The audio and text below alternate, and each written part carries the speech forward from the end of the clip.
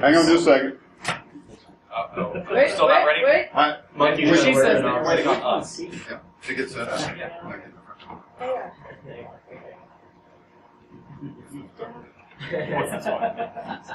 Check, check. Hi, everybody. Hi. Like hour and a half watching us set stuff up. Hi, how you doing? So anyway, we're going to do lightning talks. Who else is going to do a talk? This is going to be a short fucking afternoon. You going to do one? Yeah, do one. That'd be awesome. What about me? So you're going to do physical security. You are?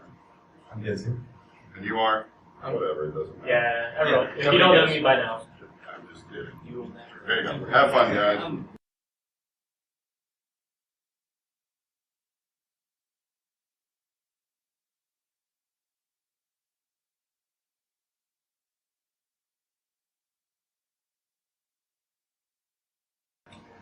Okay, so we're talking about physical security because we work at a company that will remain nameless. Yeah, CIO was like, don't say her name. Yeah, don't say where you work. So anyway, we work at a company and we noticed some pretty gaping holes in physical security. We'll leave the network alone for now, but the physical security was pathetic. So we titled this talk, Physical Security, Make Sure Your Building is Butter Knife Proof. Because our company was not. And your name is Ginsu. And I am Ginsu. Okay, so we went for the red team. And here's Charles with a butter knife. Look at that pin pad RFID right there. Thank God for that. Oh, it gets better. Oh, it gets better. And at this point, I'm laughing my ass off. Pause real quick. So right here. That's 2 doors, right? Yeah, that's 2 doors. Yeah. So right here, 2 doors. So right here, I noticed that like you don't see me touch the doorknob here, but it takes about 2 weeks after we did all this. I noticed that, oh yeah, this handle's unlocked and you can actually just use the handle to open the door. So if he touched the handle, he would have been through faster. Moving right along. Yeah, so I didn't have to shut the door.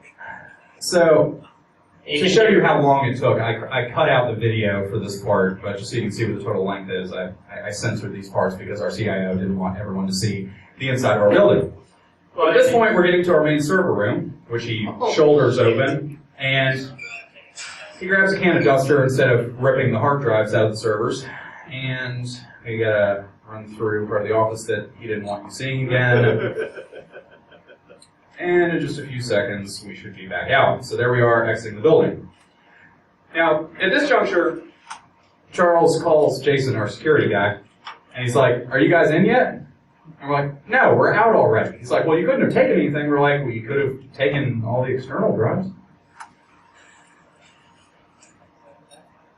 And if you couldn't hear the audio, which I wish we had the channel hooked up for it, as I was going through the first 3 doors. So, just to prove that we made it in at the time, because I couldn't live cast the video to him over 3G because Sprint sucks, I took a picture of us duck facing in front of the main server rack and sent it directly to the CIO. He wasn't blue. Pause before you keep going.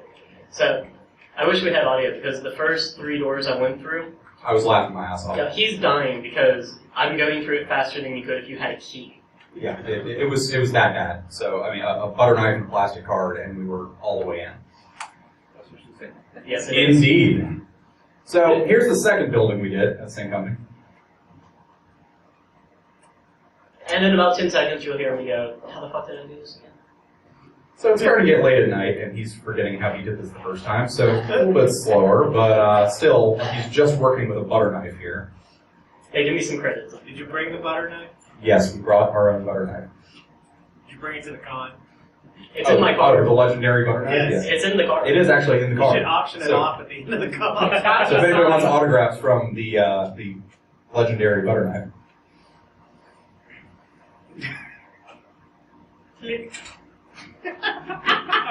And as you can see, that's a server room. Yeah. They just kind of shoulder in a plastic card right through there, and we grab something again, and we're right the hell back out Now, again. you guys already knew the floor plan before you went in here, didn't you? No, so, I mean, a lot of it is, so our goal for the speed runs were someone had a tour because we do have, like, kind of constant tours because we're in ISO.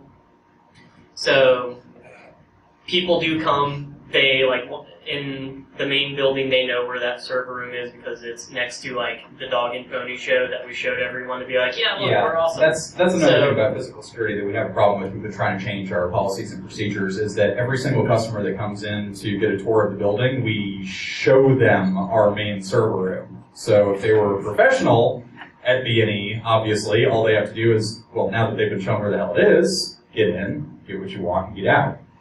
Of course, a brick would work just as well as anything We haven't quite solved that problem yet. Yeah, a brick would still get you. I can't tell you how. Way too much cost. I can't tell you how. Well, yeah, but expensive the that brick is. would probably set off the alarm. Did yours? You'd like to did think yours- that, but they don't have glass shatter sensors. No.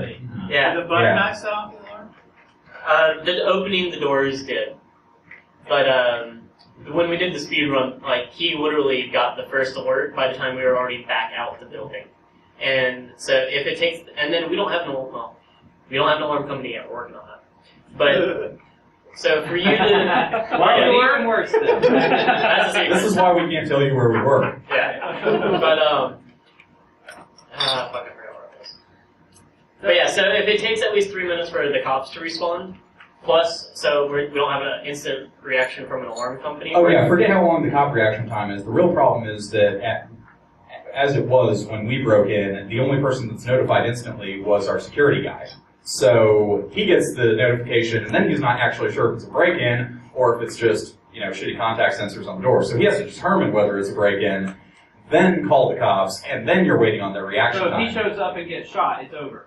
Oh yeah. Right. Okay. I don't think he would actually go in. He'd probably Well, just VPN in and like, check the since camera it's server and start time. watching and seeing if he see somebody doing a B&E, and at which point he would call the cops. I don't think he would show up in person. So, Well, to so be this fair- alarm system is so sophisticated. Are there plans to file a lawsuit for? Well, there are a few things I found while going through the actual security system, like some jackass hooked up a 12-volt battery to a 24-volt system and then just left it that way for a couple years.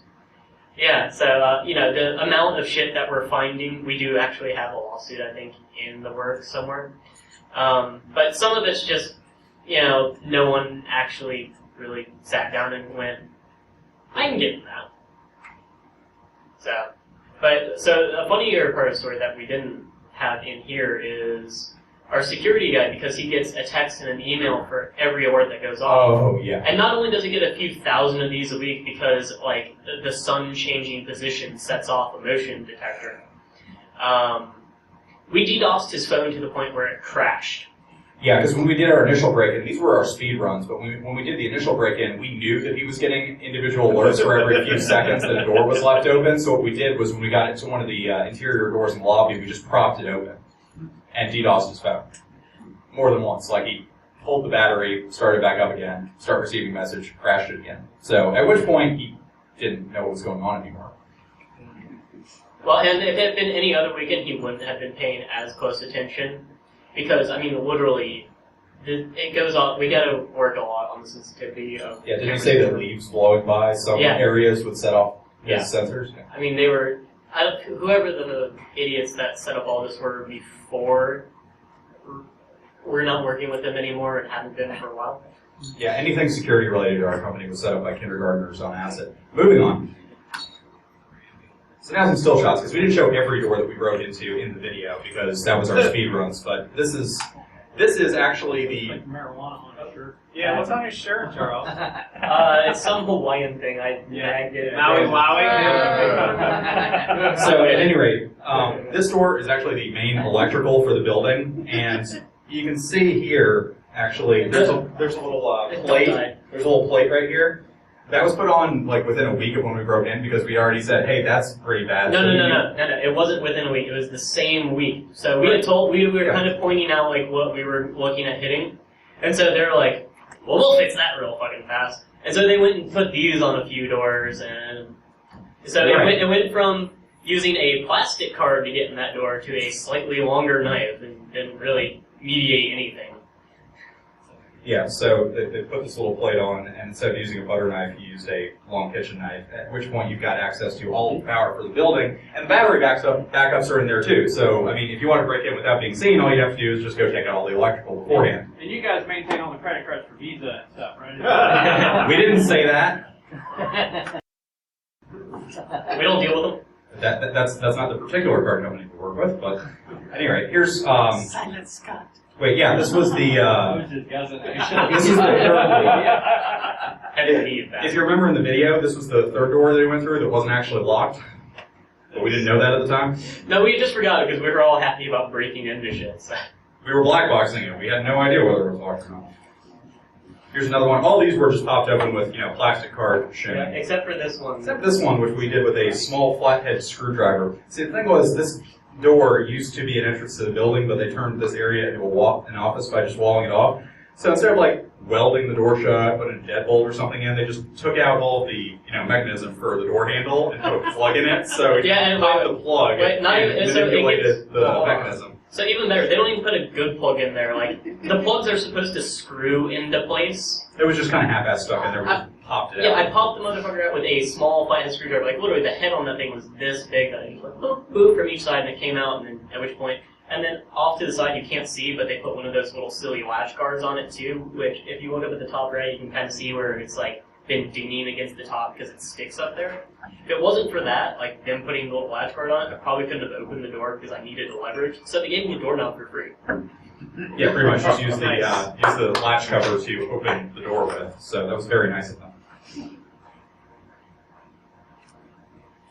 This is actually the main door into the lobby. You can see the glass door that's propped open in the background. Yeah, that's one we left open to DDoS the security guy's phone. But yeah, we got in there with a long kitchen knife.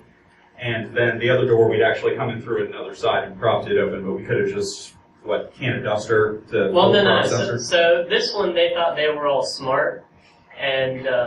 What does your tool bag look like if you use the... Oh, we're getting that. We're going to get to that near the end. We're going to show you all the tools we used for this right here. Yeah. So they thought they were smart turning off, the people sensors so that you can actually exit the door, so you have to use the emergency buttons. So, you can't go in there with a piece of cardboard and go flap, flap, flap. Well, they didn't do it for all the doors. There was a break room door that we didn't get past the first round, but we went back later. Oh, there's a reason why we didn't get past it the first round. Yeah, they didn't tell us anybody was going to go into work over the weekend. So, while I had a claw hammer prying the break room door as a steel door, while I was prying it open, he was sticking a trash bag in there to blow up so we could wave it and trick the proc sensor. 2 employees wandered by and were all, basically scared shitless. Well, and here's the thing, is they left the fucking people sensor on. And so they walk into the room. As the person walks around the corner, the door just popped. I'm pulling on it. I'm trying to leverage it open with a claw hammer, and they walked up and just popped open. Yeah, so it sets it off. So we have that fixed now. So that's all good. All right.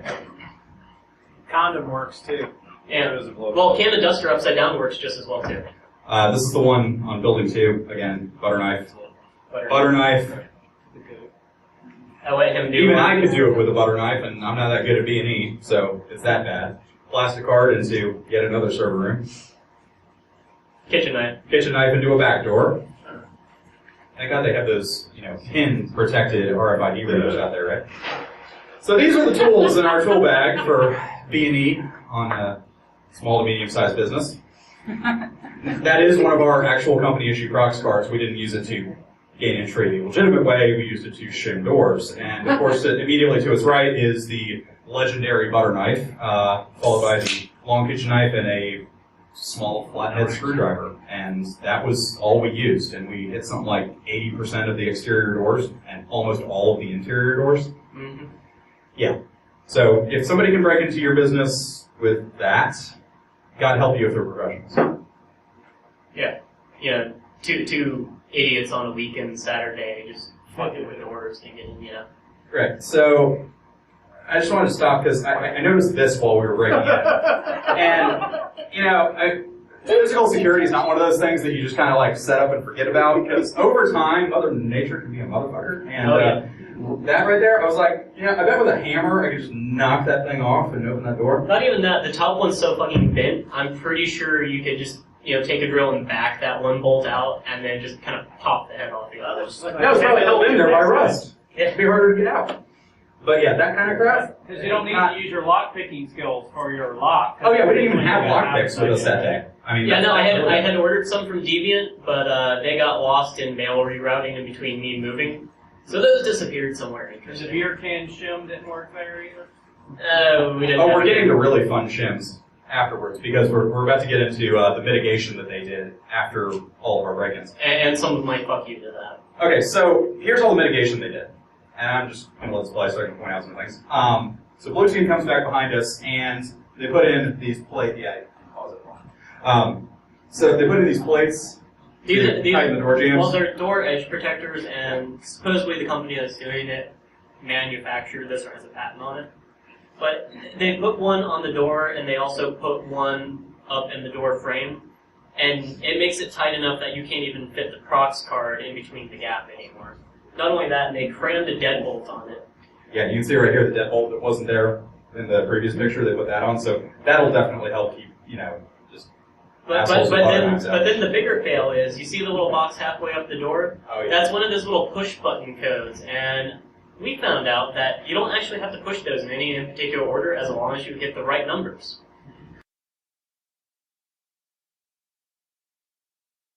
Now you know if you ever see one of those little push button boxes on. We're gonna have to edit that part out. Probably. I've got the same code on my luggage. Dude. No, that one I can tell you because it's not our company's fault. So any door that's into an electrical room that's maintained, and you got a key.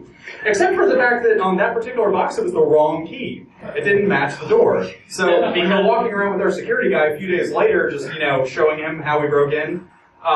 He couldn't get in. He was like, "Okay, I'll open this up," and I think we were trying to get a ladder out of there. And he messed up the code a couple of times, and they finally got the key out, and they put it in the door, and it wouldn't open, so he went back to his car and grabbed the kitchen knife and popped it open. Well, so here's the thing. Because he You should have seen his face. Well, because he knew that we were coming in on Saturday, he thought he was going to be sneaky and replace the key with just a random Because key. he thought that we were going to actually pop the key box and get the key out. So he'd forgotten he did that, and then he locked himself out of the electrical room. So that was fun. Okay, this is the door that just had a plug on it. And as you can see, they added some plating in to make it so you couldn't shim as easily. They replaced the plug with a real one. So now that one, as far as we're concerned, is too big a pain in the ass to attempt, given... But aren't the screw heads on the outside? No, those are riveted. Well, Yeah, those are bolts. Yeah, those are either bolted or riveted. I'm not sure which, but we took a look at it. No, the ones on the right, because there's a strip there. Oh, well, the strip is riveted in. You can still take a chisel to that. Yeah. Well, yeah. That's just kind of to fill the gap a little bit.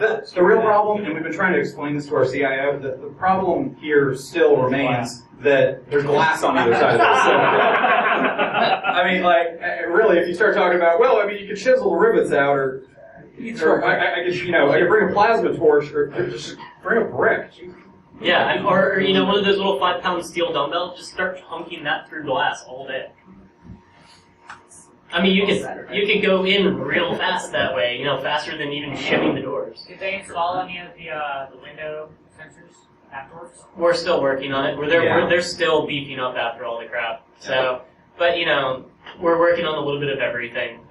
Is this what you guys normally do for the company, or is this something you just do? We don't normally do network administration, help desk crap, but we just pointed out that even we could break in. Well, no, I mean, taking the initiative is awesome, and I just want to know if this is what You'd like it full time. So. Well, we'd like it anytime we see something, we're like, and our CIO either goes, do it or prove me wrong. It's most of the time it's proving wrong.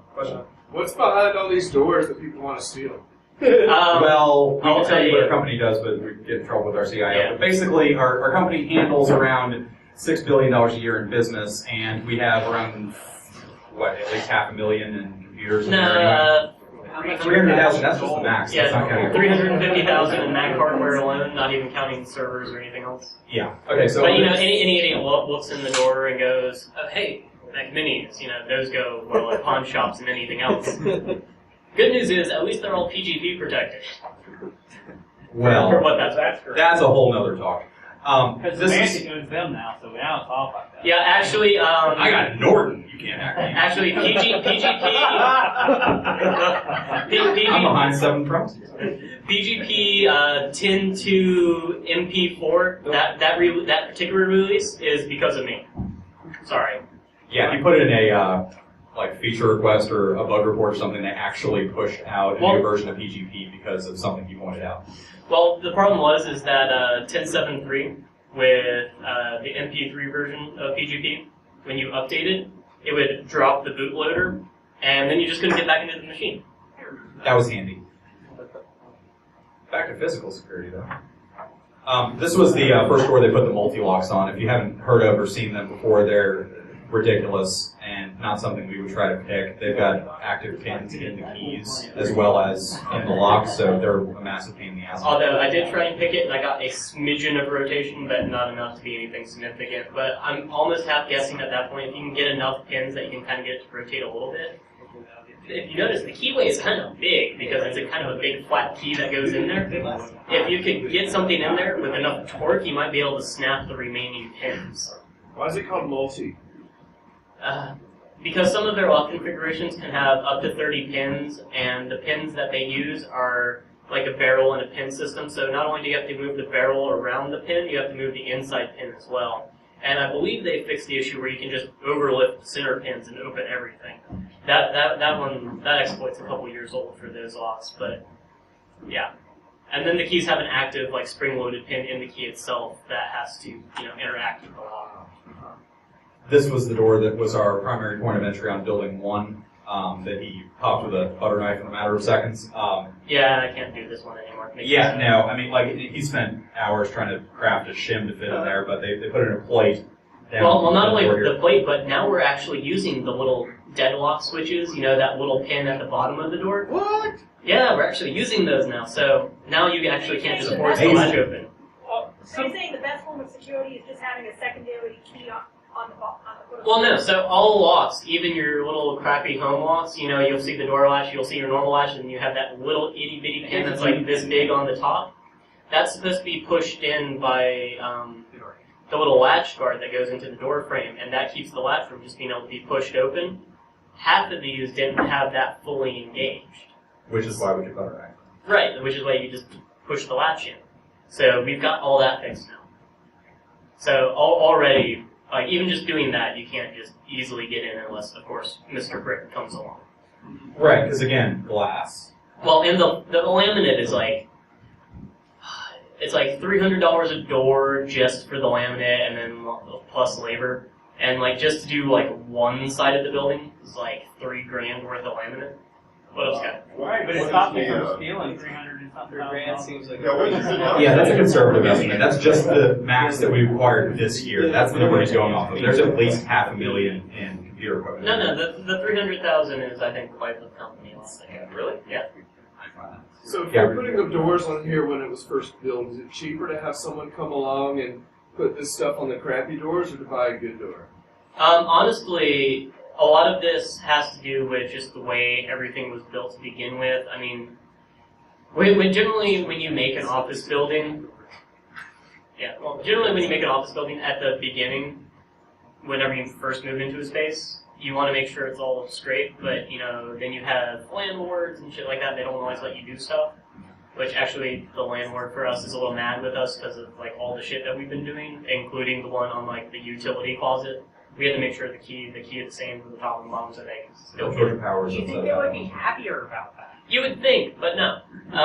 Well, the thing is, the landlord doesn't care really about the security of our company. They care about what it is they want for the building. Well, they care about their liability. Remember the plans how to get into your house?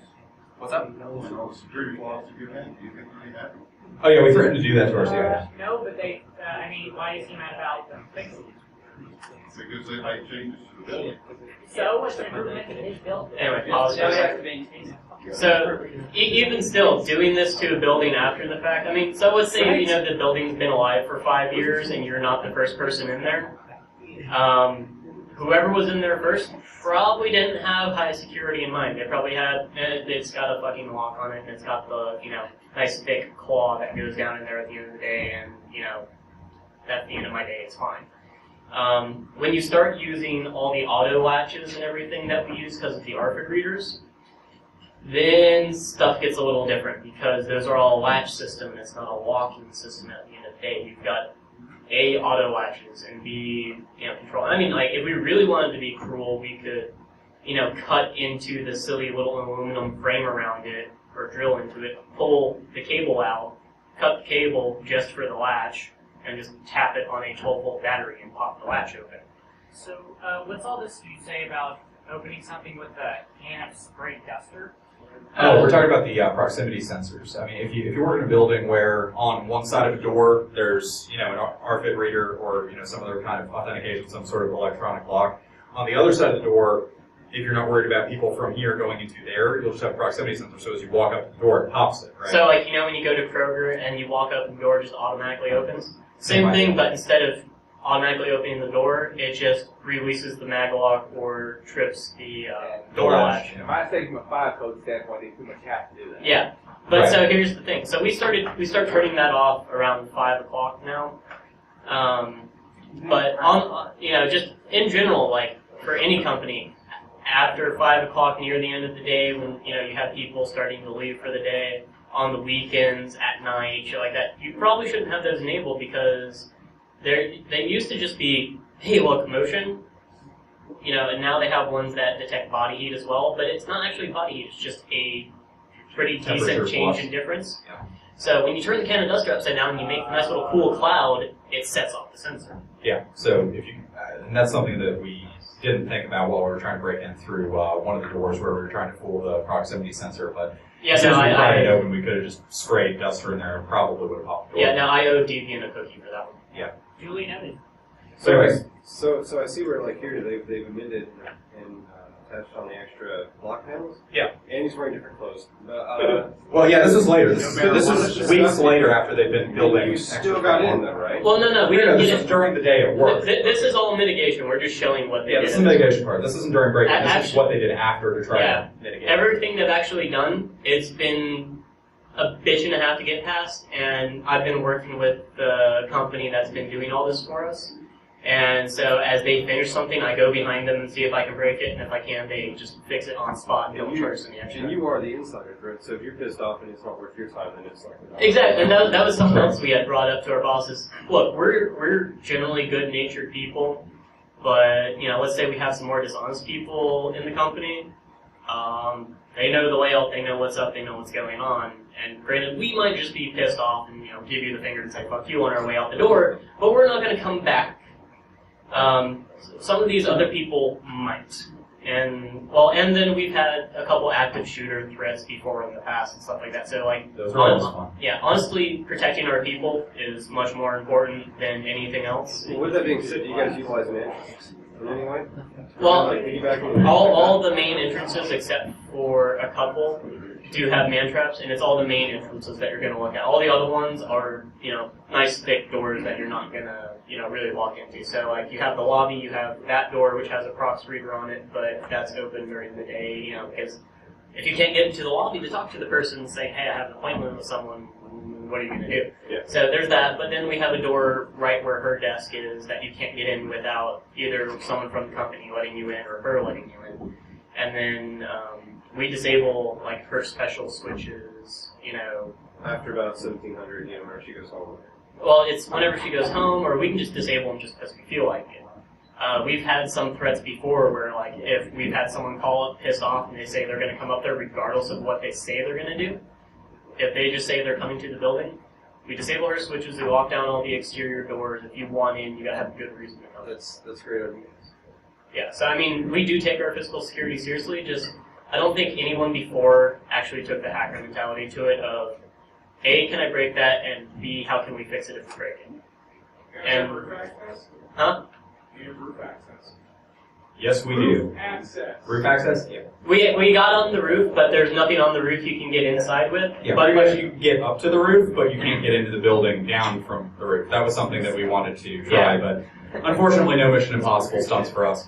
Now, although there is a couple areas that if you were to go through the glass, you could bring a ladder with you and just go up into the ceiling and go, oh, hey, look, all the wires go this way, and find your way, through the ceiling. But we're being dicks about that and putting motion sensors above the drop ceiling so that if you actually get up inside the drop ceiling, we trigger an alert. We call it Tom Cruise proofing. There's another shot of these wonderful multi-locks that we got. You can see the really weird pins. And you can kind of see the barrel pins. Yeah. They're actually really nice locks, and the guy said that if I can pick through it, he'll give it to us for free. And we had a lot of these installed. Yeah, so I'm still working He's on working it. really hard to try to break it so we can get those for free because they were not cheap. Well, and I'm hoping he'll give me a couple to take home and put on my doors at the house. That'd be cool. Yes. After you break it, more from there. Well, as long as it's bitchier than a normal lock, but Yeah, this was the primary server room, which you saw him just use a plastic card and shim open. This is one of the cooler mitigation effects I thought, which was instead of just putting a latch guard on one side, it's actually got components on both. yeah, no, parts of it's the a door. really cool concept until you discover the weakness of it. But so it's essentially U with a L bracket that goes into it so that you can't push anything through it. And on one side they use those annoying ass screws that only can screw and you can't screw out. You just kind of have to drill them out after that. So that's okay. That's not bad. It makes it a lot harder unless you've seen it. At which point, like there's that, and then I go to Home Depot and for $4.93 pick up a piece of aluminum, sheet that you just use for edging roofs to make them look pretty. You mean like that one? Yeah, and cutting the side off of it and cutting, a slight angle at it to push the latch and bend it a little and cram it in the door and, oh look, it fell down and opened the door for me. So for $4, so for $4 I mitigated your $80 mitigation. So basically the point is, when it comes to physical security, if there's a will, there's someone who will find a way and use it. So basically it's something you have to constantly work on. It's not something that you can just set up once and forget about because, the longer any kind of physical security has been around, the more likely that someone's figured out how to get around it. Yeah, no, and I was actually half thinking about, I wonder if I can, do SQL injection against the Garfield readers because they all talk back. Like any system nowadays, talk to a freaking SQL database of some sort. Now, whether that be, Microsoft SQL or, MySQL or whatever SQL they're using, regardless, it's a SQL database. So what can I actually pass through this system that will actually talk into it? Is it literally it's only talking bad numbers, or can I actually push something more interesting through it? So I don't have a prox card writer, so I can't really play with that. But interesting concept for someone else to take and run with. Someone's been working on Arduino-based RFID spoofers. Basically, use a coil of wire to be able to send what you want to send. Yeah, you just make an antenna out of the wire, yeah. And they have ones that you can actually, like, there's some people that have gotten lazy and straight up ballsy, and they have an automated one that's already built for you. And they'll sit there and, brute force its way through the prox cards. And I've seen some people, I've watched videos of people, cramming a safety pin in it and just leaving it there hanging over the door, going through all the numbers until the door pops open. At that point, what you're worried about is how sophisticated is the back end of your system. Because, like, on the system where we work, Jason would be getting an alert for every failed attempt. But that's not true of all RFID readers, so you gotta know your system. Well, and then there are some other odd ones that the actual readers themselves store a small database of all the people that are allowed in the building. So if the power goes out, the reader itself stores it, and it's memory that you can actually get into on some readers. Ours aren't like that. Ours are pretty much like, it talks back to a control board, and the control board keeps everything. But there are readers that the readers themselves hold, like actually have a small Linux distro running on them. But those are the, the readers that go over IP, so they're actually, little mini OS. So you can't actually get into the root folder with base passwords because the administration said you can't change anything or it breaks everything. So it's design flaws on security company parts. But so if you find those, you can just go ahead and enter your own and wander into any door you want. A lot of these readers, until I got no CD on it, didn't have any security screws. It was just a basic Phillips screw, and you just and take it off. They're supposed to have tilt sensors in them and stuff like that to set off an alarm. And they don't. I didn't see one. Yeah, they're not in there. Yeah. Or at least it didn't set off an alarm as far as I know, and Jason didn't tell us it did when we took a couple off. So, but again, then you got to look at the work of your installers. Some of these people put it together with electrical tape, like twist together and electrical tape. At which point it makes me sad and cry that you couldn't at least put heat shrink tubing over it. What do you need for heat shrink tubing? Heat shrink tubing and a lighter? Any questions? Yeah. Cool. All right, we're done.